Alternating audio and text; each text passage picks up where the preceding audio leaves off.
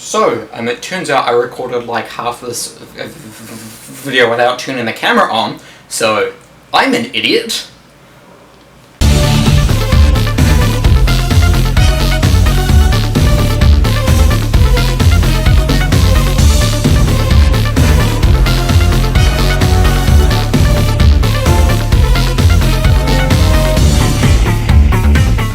Hello and welcome back to the Pop Culture Recap. A show I always plan these out and turn the camera on beforehand. And we're back in the other location, and that's why I haven't released a critic or anything else before my last video. Now I've been a bit too busy. But I will try to get one out soon, hopefully. Anyway, on with the news, because there's been quite a few things that have happened. I did promise to talk about Doctor Who, and I will, probably at the end, because I will get quite into rant mode. So I will play Star Wars and do all the other news first. And that other news is mainly music related. Music isn't something I'm particularly a huge follower of, especially pop music. Like 80% of pop music nowadays is just mumble rap, which isn't music. Yes, fight me. But Taylor Swift released a video last week entitled The Man, and the song aside, which is, it's alright, the video had Taylor Swift dress herself up as a man and showcase all the ways that men in the world are privileged and women are oppressed. Fair enough. It's female empowerment. I'm all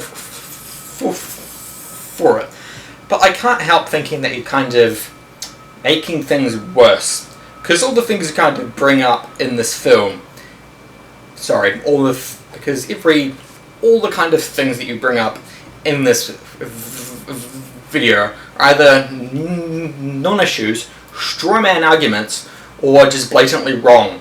Like there's man spreading in it, a thing which has been proven numerous times to not be a thing that actual decent human beings do, unless you are an asshole or intentionally doing it to troll people. And throughout most of the video, Taylor Swift, male Taylor Swift, is an asshole. If you think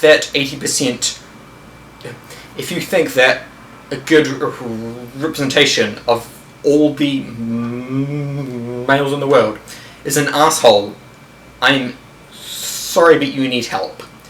Or just rose-colored glasses. The world isn't that bad. I mean, Taylor Swift wouldn't even know. She's the most popular woman artist in the world currently.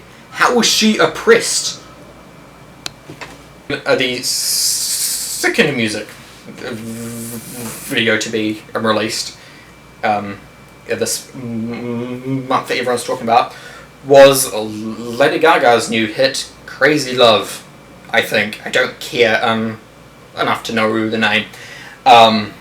Yep, Lady Gaga climbs out of the woodwork to try and gain relevancy again by just dancing without pants for 3 minutes. It isn't that impressive. It's your typical weird Lady Gaga thing. It's like in a music video, I prefer having story. It's just dancing. The music videos don't particularly impress me. I kind of see them as lazy. I know, yes, there's probably quite a bit of work that goes into them, but I always feel you could do something more and more artsy. like the Taylor Swift video, at the very least it was trying to tell a story. It wasn't just Taylor Swift dancing. And like everyone's like kind of cheering it because it's apparently shot on an iPhone, which is like commendable for some reason. I don't know. I don't care. There isn't that much to say about it, to be honest. It's a music video. Can we move on? Yes. No Time to Die, James Bond 25, has been delayed till to November. And the irony of a film entitled No Time to Die being delayed escapes no one. I mean, it was delayed due to the coronavirus, but it's kind of it's a knee-jerk reaction. Like I know they're doing it because they want the Chinese market, but even still, 9 months away. That's quite a while. Like, and what are they thinking people will do? Go and see James Bond, even if they have like a deadly threatening virus? No. Who would be that dedicated to watch Daniel Craig's Bond with the coronavirus? The Sonic the Hedgehog film came out as well, like a couple of days after my previous video. I haven't watched it yet. Yes, I know I'm a broken record, but I've been busy, as you can see. From what I've heard, it's good. It's like your stock standard kids film with Sonic the Hedgehog in it. It's probably the best. It's probably the best video game film ever made so far, because there's a very, very low bar. But it's proving that, like, recently we have made some pretty good video game films. So hopefully they will continue to improve and not just be the laughingstock of the film industry. Although I do quite enjoy the theory around this Sonic film that they intentionally made him look bad in the first place to gain negative press, and then fixed him, always intending to fix him to then get more people watching the film. And that is actually a genius idea. I don't care if it's wrong. That's really, really smart. Anyway, on to the promised event, Doctor Who. Doctor Who season 12 got finished its run a few days ago, like last week, and I am happy to introduce a new live segment. I have live footage of Doctor Who currently out in its natural habitat. Here, have a look.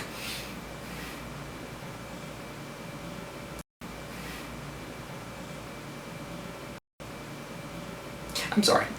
I just had to. It was too good to not do. But no, and dumpster fire is the correct term to describe Doctor Who currently. Doctor Who is my favourite TV show, and over the years it's got more and more stupid and dumb and watered down. So obviously season 12 was the grand culmination of that. It was nowhere near as bad as the previous season, because that one was just boring and uninspired and a watering down of a show that has been around for close to 60 years. And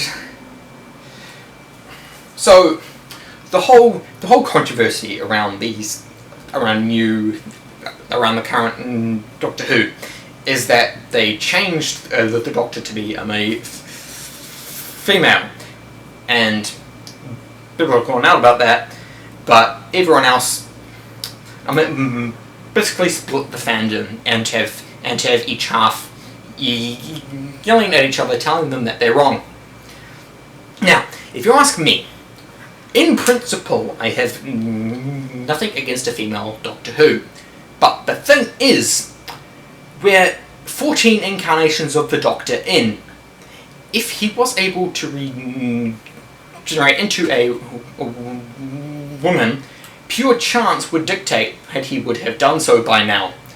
And what they introduce in this new season is that the Doctor has had like hundreds, maybe, of forms previous to the first episode of the show back in 1963, and the ones we see are mainly women or darker skinned, which none of which we've seen from the Doctor for the last 60 years. The show wants me to believe that the Doctor can randomly change his appearance whenever he dies. If he's done so hundreds of times, or like tens of times, however, an arbitrary amount of times, but for 13 times in a row, he's always been a white male, and now he just happens to become a woman. Do you know what the astronomical chances of that are? Yes, I know it's a science fiction TV show, but there's a thing called suspension of disbelief. This breaks it. If you break your own rules and make them just look stupid, I will stop caring about your show. And yeah, so yeah, and the other thing is, Jodie Whittaker is not a good actress for the Doctor. She plays a watered-down version of David Tennant. That's pretty much her entire character. On the script, she probably just had act like David Tennant on all her lines, because in this season alone, there was about 3 times off the top of my head that she intentionally copied a David Tennant line, or the writers copied it, and then to just bank off something that was already popular. There's no character for her incarnation of the Doctor. Like most, actually every other version of the Doctor, within the space of their first story or first episode, at some point you go, yes, that is the Doctor, this is his character traits for this incarnation of the Doctor. Jodie Whittaker, you cannot describe her with 3 adjectives at all at any point in her run until like the 2-part finale a few weeks ago, because they cared nothing about the character. Part of that is because they're chucking so many other characters that nobody cares about. Bradley Walsh is great and easily the best part of the show at the moment, but even he cannot save this entire show. And what I will say, the vision of the Master in the show, in this series was really, really good. I am probably sure his back hurts from carrying the show so hard. Mainly the problem boils down to the showrunner does not understand the show, which baffles me, because Chris Chibnall has been a fan of Doctor Who for years. Everyone knows this. He even wrote 3 quite good episodes of New Who before he became showrunner. But now he seems to have just forgotten everything he knows about the show and is trying to look as if he does. He utterly refused to show anything from the history of the show in the previous season, only caving to fans when they demanded a Dalek, and then ended up with like the worst Dalek episode known to mankind. But it's a show that's been around for 60 years, and you can't just ignore everything that's happened for the previous 60 years. And so he tried to do the opposite of that this year, and tried to prove that he knew the show's history. Yes, and it is obvious how well that went. It didn't. Because the thing that irritates me is that 8 out of the 10 episodes were sit on Earth. It's like you have a machine that can travel anywhere in time and space. Why do you have to set 8 out of 10 of your episodes on Earth? And 2 of those are the same story. And they just chuck in all these previous Doctor Who elements and expect us to clap. This is pretty much how I expect that the producers treated the fans. You know, the Master, like he was pretty good. Okay, the Master's pretty good. He's a pretty good Vision. I mean, it was impressive, but it wasn't anything like absolutely knock out of the park. Well, Captain Jack Harkness. Everyone loves him. He came back. Come on. Yeah, he was great, but his appearance served the plot in no way whatsoever. It was just a cameo that you were expecting people to applaud at. Doing were also in the episode, and they're pretty popular. Come on, that was pretty impressive. Yeah, the monsters who have only been in one other episode of New Who, and you expect them to just win the entire fan base back, and besides, they weren't even the main focus of the episode. Your canon writing was you introducing a stupid previous incarnation of the Doctor. Rick was a previous version prior to the first Doctor. How was her TARDIS police box shaped? That didn't happen until the first episode of Doctor Who, which surprised the Doctor because it wasn't always police box shaped. So I mean, come on, everyone enjoys a good Superman story, and we had a great one, right? Yeah, but they were cool. You made a good episode of Doctor Who for an hour, and then you completely ruined it by turning them into Time Lords in the next one, and completely abandoned the cool Cyberman plot. Applaud, damn you! But yeah, that's pretty much all I can stand talking about in Doctor Who currently. I could just end up on a really long tangent, absolutely tearing it to pieces and just nitpicking everything. But I know nobody wants to hear that. Everyone's already set in their minds about the show as it currently is. Either it's the greatest thing to ever happen to the show, or the worst thing to ever happen to the show. So, not much more I can say to convince anyone. Any other smaller news? Not particularly. I don't think. It probably is. I just don't have the energy. All the time. So, yes, I promise a new video will come out soon after this one to make up for not having one last month. But until then, farewell.